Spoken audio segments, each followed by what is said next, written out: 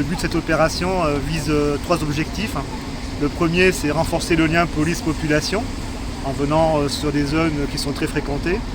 Le deuxième, c'est rassurer les gens en sécurisant les transports en commun, puisque là aussi, vous le voyez, c'est un lieu de communication important pour les gens. Et puis c'est viser aussi les personnes les plus vulnérables, notamment les femmes qui peuvent être seules. Et puis donc lutter contre les violences faites aux femmes, en indiquant aux personnes qui peuvent être victimes quels sont les premiers gestes à avoir en cas d'agression, et également celles qui peuvent être témoins d'une agression. Appeler la police, avoir les premiers gestes de secours, filmer éventuellement une agression par exemple.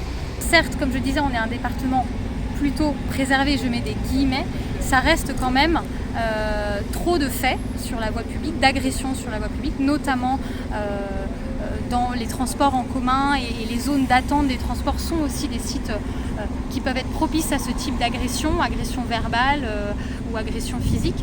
C'est pour ça qu'on a décidé de faire l'opération ici, à la tombée de la nuit, un soir, parce que moi j'ai échangé avec plusieurs femmes ce soir, quasiment toutes ont été un jour ou l'autre importunées. Donc c'est vraiment une opération hyper importante et qui rentre dans le cadre de toute la lutte qu'on mène contre les violences faites aux femmes. C'est aussi dans l'espace public.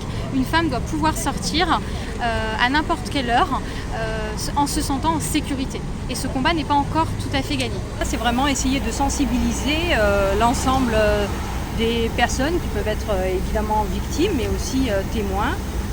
De bien sûr leur rappeler qu'ils peuvent faire le 17, mais pas que.